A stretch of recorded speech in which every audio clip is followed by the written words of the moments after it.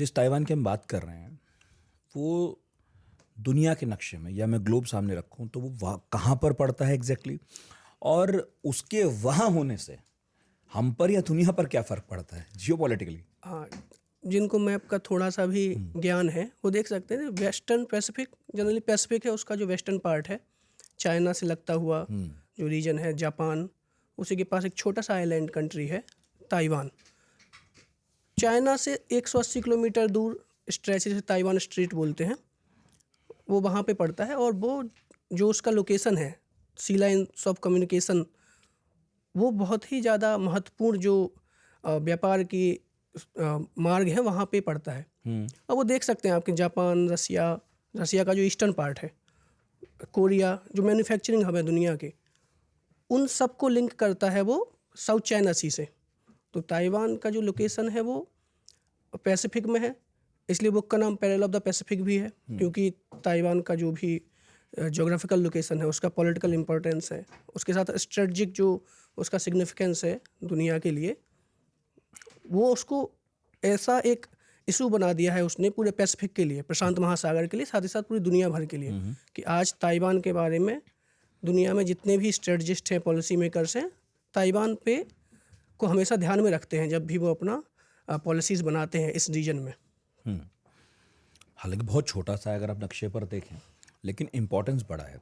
In fact semiconductors वाला जब मामला हुआ था तब लोगों की नज़र में पहली बार हुआ था कि भाई ताइवान में ऐसा क्या है कि दुनिया के सारे सेमीकंडक्टर वहाँ बन रहे हैं।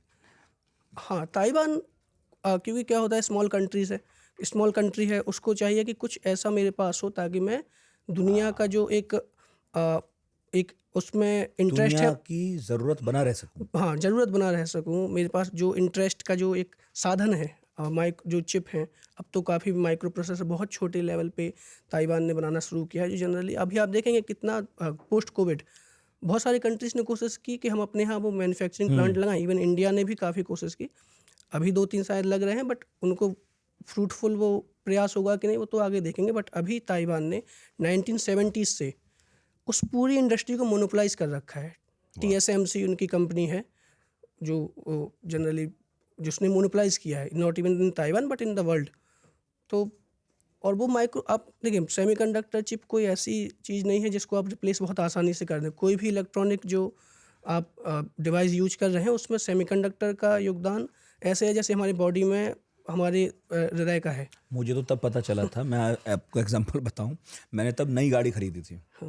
तो उन्होंने कहा कि आपकी कार में तो ठीक है कि आप बटन दबाएंगे और आपकी कार के जो साइड के शीशे हैं वो बंद हो जाएंगे, लेकिन अभी हमारे यहाँ जो मॉडल आ रहे हैं उनमें ये प्रॉब्लम हो रही है क्योंकि चिप नहीं आ रही। तो मैंने इतना इम्पोर्टेंट है कि यहाँ तक भी ज़रूरी है कि आपके कार के शीशे अगर बंद हो रहे हैं या खुल रहे हैं तो उसमें भी चिप लगी है। मतलब इनफैक्ट बाकी सब तो है ही।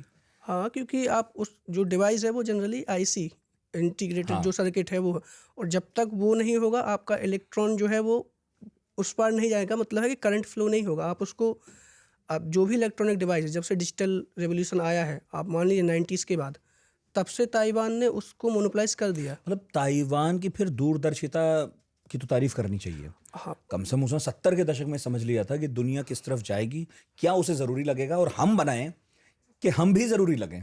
हार्ड वर्किंग लोग हैं, वो जानते हैं कि केवल सेमीकंडक्टर ही नहीं, उसके अलावा भी उन्होंने काफ़ी सारी टेक्नोलॉजीज़ में आप मोनोपोलाइज तो नहीं किया, बट अपने तरीके से सेल्फ रिलायंट हैं। बताइए फिर कुछ और चीज़ें बताइए। जैसे कि देखिए, सेमीकंडक्टर के अलावा भी उनकी जो डिस्प्ले टेक्निक है और जो जिस तरीके से उनके इलेक्ट्रॉनिक्स के आइटम्स हैं, उनको ज़रूरत नहीं है कि आप बाहर से वो खरीदें, अपने आप में तो वो सेल्फ रिलायंट है ही। क्योंकि सेमीकंडक्टर की बात इसलिए होती है क्योंकि वो दुनिया की ज़रूरत है। पर जैसे इंडिया की बात करें तो बहुत ज़्यादा डिपेंडेंट है इलेक्ट्रॉनिक्स के मामले में चाइना पे।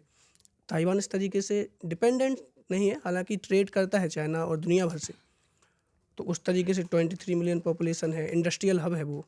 एशियन टाइगर्स का अगर आपने नाम सुना हो, 70s 80s के समय वो ताइवान भी काफ़ी तेज़ी से ग्रो कर रहा था, और उसकी प्रॉस्पेरिटी आज ये है कि उसका जो पर कैपिटा इनकम है वो चाइना से भी ज़्यादा है, और दुनिया में हाई इनकम इकोनॉमी के रूप में अभी भी जाना जाता है।